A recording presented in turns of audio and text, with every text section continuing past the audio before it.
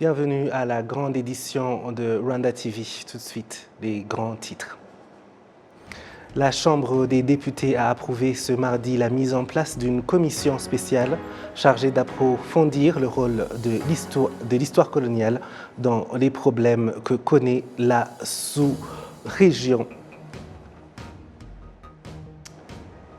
La ville de Kigali annonce qu'elle va aménager 5 marais pour les transformer, notamment en parcs écologiques et d'autres activités génératrices de revenus pour les habitants de la capitale.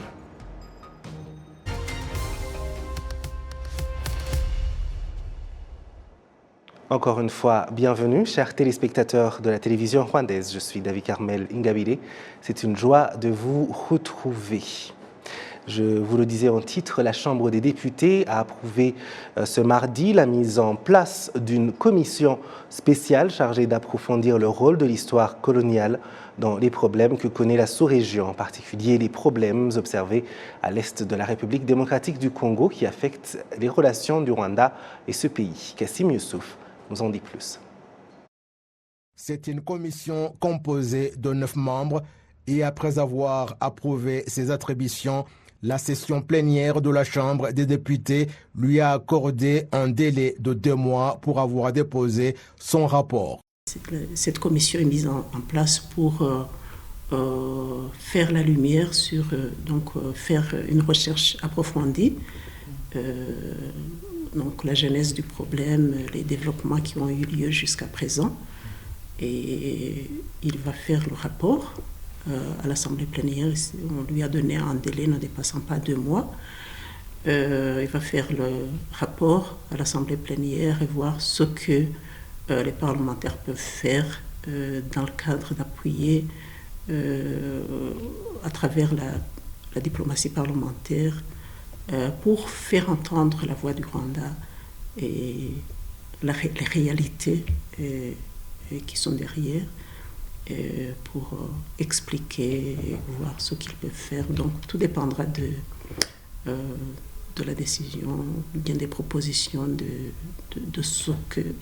la commission spéciale sur ce que le Parlement du Rwanda peut faire concernant ce problème.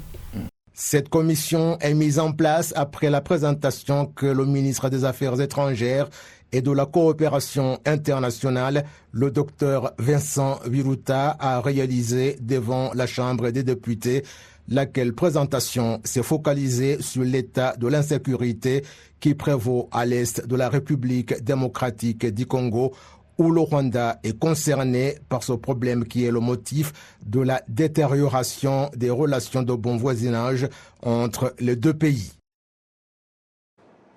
Environ 436 étudiants de différentes institutions d'enseignement supérieur et universitaire se sont rassemblés ce mardi en district de Kayonza où ils ont suivi des exposés sur l'héroïsme organisés par la province de l'Est et animés par la ministre de l'Éducation, le docteur Valentine Ouamaria, et le conseiller du président de la République en matière de sécurité, le général James Kabarebe. Dans son exposé, la ministre de l'Éducation, le docteur Valentine Ouamaria, a expliqué les valeurs morales qui caractérisent les héros, dont le patriotisme, la bravoure, l'intégrité, la dénonciation du mal, être véridique et le sacrifice. Le conseiller du président de la République en matière de sécurité, le général James Kabarebe, s'est focalisé sur la sécurité en s'appuyant sur l'histoire du Rwanda et les valeurs morales qui ont caractérisé les Rwandais avant la colonisation et a expliqué les raisons fondamentales de la guerre de libération du Rwanda. Au cours de la semaine consacrée à l'héroïsme, les jeunes étudiants ont notamment visité le corridor de l'histoire de libération du Rwanda et ont effectué des activités d'assistance aux personnes nécessiteuses. Vous suivez la grande édition du journal de la télévision rwandaise. Merci d'être avec nous. L'Agence nationale de recherche et du développement industriel NIRDA en sigle et en anglais, en collaboration avec Vanguard Economics, participe à une réunion de concentration qui a réuni des chercheurs, des investisseurs du même domaine. Il s'agit d'une réunion visant à évaluer ensemble les moyens d'augmenter la valeur des céréales servies aux enfants dans les écoles qui rentrent dans le programme connu comme School Feeding.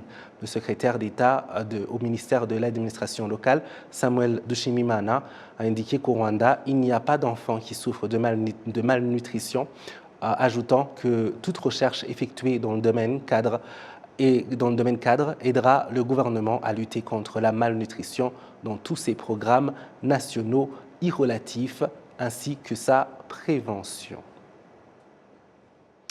Le Rwanda est placé cette année à la 54e position au monde dans la lutte contre la corruption avec la note de 51%. Cette note va cependant décrescendo car l'indice de perception de la corruption de 2021 attribué au Rwanda était de 53% par rapport à 54% en 2020. Kassim Youssouf nous en dit plus. Le service de l'Ombudsman et l'organisation Transparency International Rwanda convergent sur le fait qu'il y a des institutions qui sont gangrénées par la corruption, notamment celles qui sont prestataires de différents services. Il est également question des intermédiaires entre ceux qui donnent et reçoivent les pots de vin qui constituent un obstacle à la circulation de l'information sur la corruption. L'indice de perception de la corruption récemment publié indique que les pays européens présentent des bonnes notes en matière de lutte contre la corruption. Le Danemark est en tête avec la note de 90% et la Finlande et le New Zealand sont ex-aequo avec 78%. En Afrique, les Seychelles sont à la première position avec 70%, le Botswana et le Cap-Vert à la deuxième place avec 60% et le Rwanda à la quatrième position avec 51%. C'est la grande édition qui continue. Parlant urbanisme, cette fois-ci, la ville de Kigali annonce qu'elle va aménager 5 marais pour les transformer notamment en parcs écologiques et d'autres activités génératrices de revenus pour les habitants de la ville. Toutefois, le marais de Gikondo ne sera pas transformé en lac artificiel comme beaucoup de gens l'avaient espéré. Kassim Youssouf, encore une fois. L'Office rwandais de la gestion de l'environnement REMA indique avoir finalisé l'étude de l'aménagement du marais où se trouvait le parc industriel de Gikondo, les marais de Rwampara, Nyabugogo, Rugenge et Kibumba, tous dans la ville de Kigali. Uwera Martine, en charge de la préservation de la biodiversité à l'Office rwandais de la gestion de l'environnement, précise que la préservation de ces marais n'était pas négligée. L'objectif est d'atténuer les inondations en mettant en place des zones où recueillir l'eau provenant des collines où nous résidons pour les filtrer et les diriger vers les rivières. Et puis, c'est aussi pour faire face au changement climatique et apporter de l'air pur dans la ville de Kigali. Cyo nicyo cya mbere. Icya kabiri ni mu rwego rwo guhangana nanone n'imihindagurikire y'ibihe no kuzana umwuka mwiza mu mujyi wa Kigali. Concernant le marais de Gikondo que beaucoup croyaient qu'on y placerait un lac artificiel, l'Office de gestion de l'environnement REMA indique que l'étude de faisabilité effectuée a montré que ce n'est pas réalisable dans l'immédiat parce qu'il a été beaucoup endommagé, mais qu'on pourra y mettre des petites masses d'eau pour le plaisir des visiteurs. Il y a par ailleurs le marais de Nyandungu, où un parc écologique très attractif a été aménagé. Ceux qui le visitent disent que la transformation qu'on y a opérée devrait concerner les autres marais de la ville de Kigali. C'est un endroit charmant, paisible, mais son accès est cher. S'il y a d'autres places comme celle-ci, l'accès serait abordable et beaucoup de gens pourraient les visiter aisément. Il n'y a pas d'autres marais charmants comme celui-ci et ça prouve que le Rwanda met en avant la préservation de l'environnement. C'est vraiment bon et les autres marais devraient être aménagés de la même manière. Les autres places devraient également être aménagées et que des animaux y soient introduits pour que des touristes puissent les visiter. Des experts dans la préservation de la biodiversité indiquent que lorsqu'on procède à l'aménagement des marais en milieu urbain, l'on devrait tenir en considération les bénéfices que les habitants pourraient en tirer et que cela soit fait avec discernement.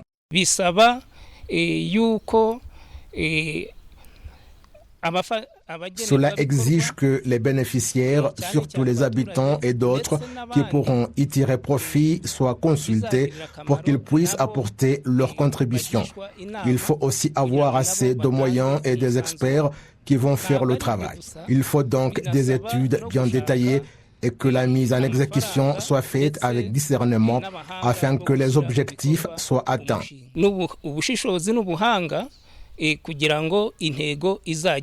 Les écologistes admettent que la préservation des marais en milieu urbain permet de booster le tourisme urbain et c'est un excellent moyen de préserver la biodiversité. L'Office rwandais de préservation de l'environnement REMA indique que les activités d'aménagement de ces marais vont débuter en juin cette année jusqu'à fin 2025.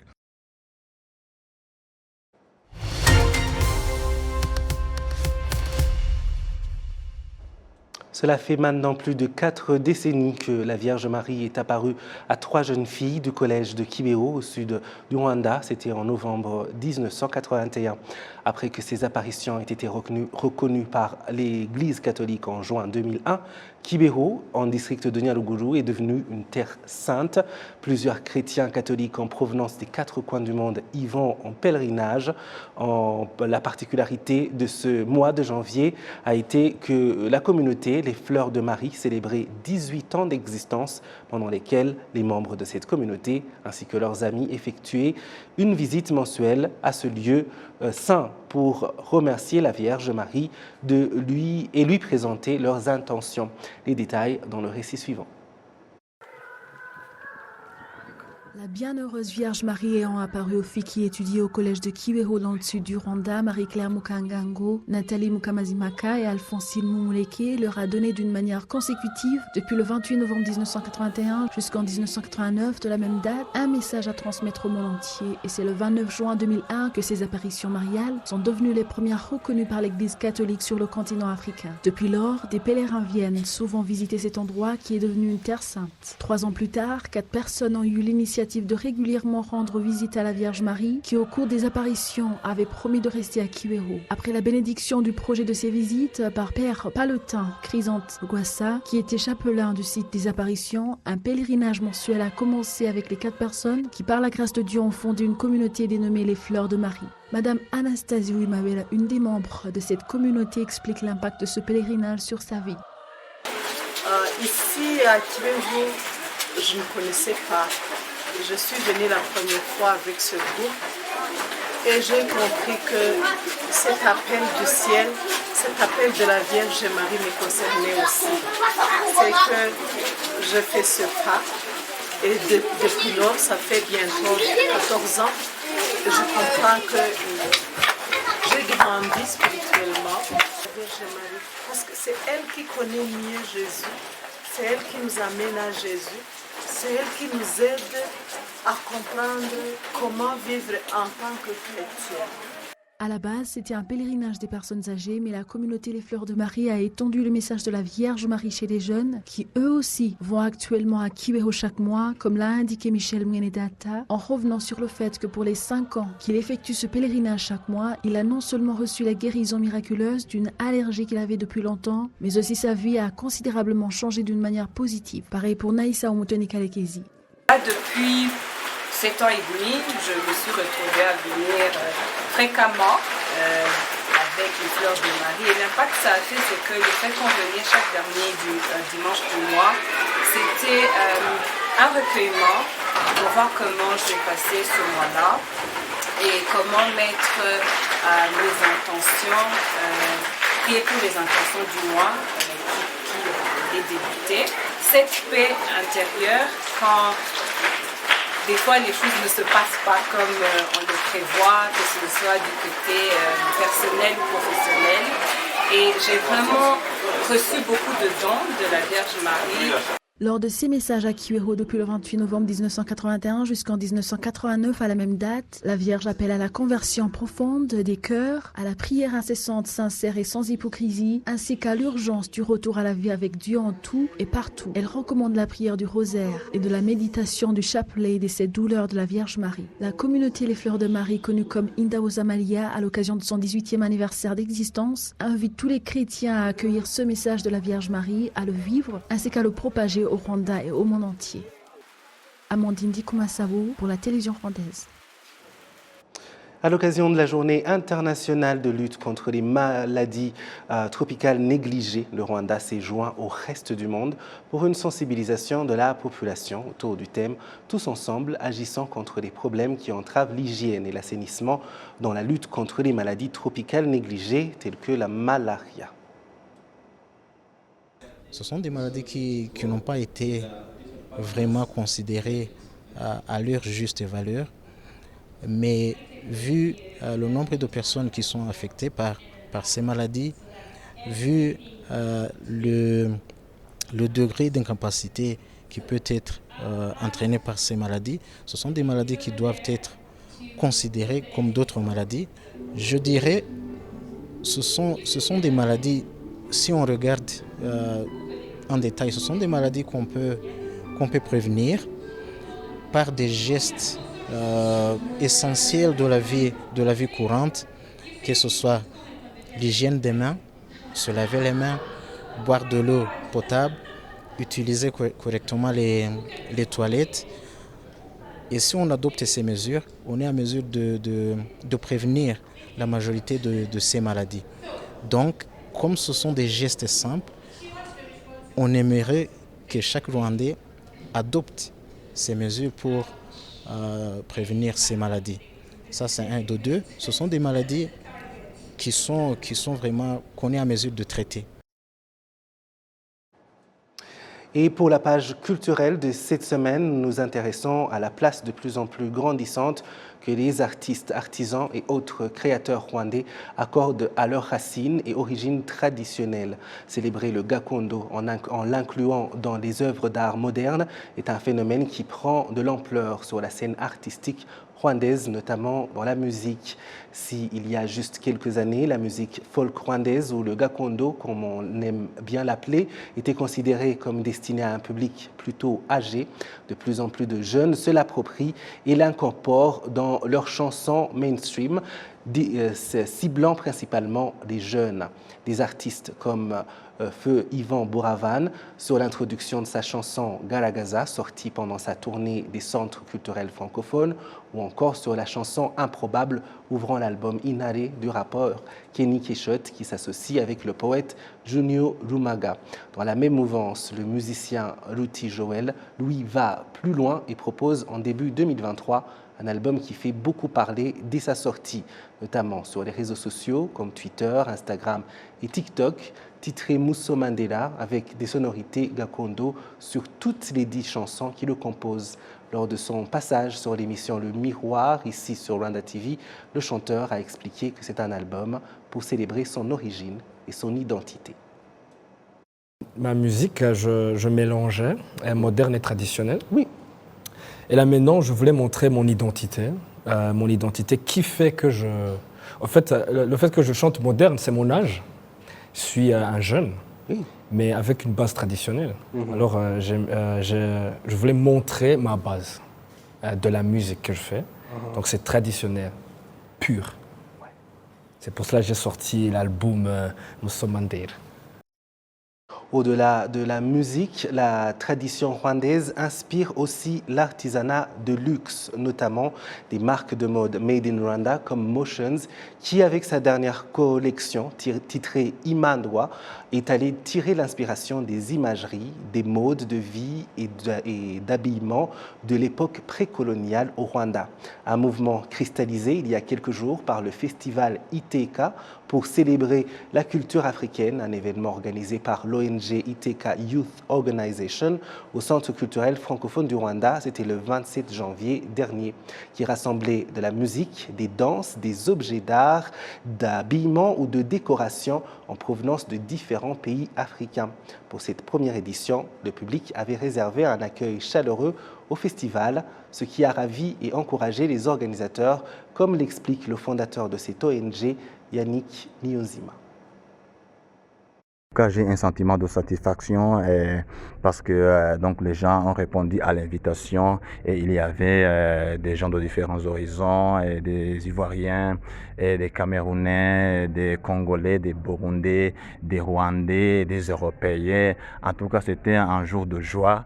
Et tout le monde était content, et il savourait la musique, il savourait la culture africaine en général, la musique congolaise, la musique burundaise, les danses traditionnelles, et les danses du Rwanda, du Burundi, et défilés de mode. En tout cas, toute personne qui était là a été satisfaite du festival. En tout cas, c'est un sentiment de satisfaction parce qu'on a atteint notre objectif. Donc, l'événement avait l'objectif principal de la promotion de la culture, la promotion de l'unité et la cohésion sociale.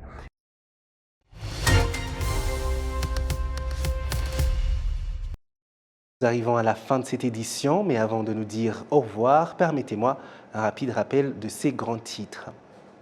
La Chambre des députés a approuvé ce mardi la mise en place d'une commission spéciale chargée d'approfondir le rôle de l'histoire coloniale dans les problèmes que connaît la sous-région. La ville de Kigali annonce qu'elle va aménager 5 marais pour les transformer notamment en parcs écologiques et d'autres activités génératrices de revenus pour les habitants de la capitale.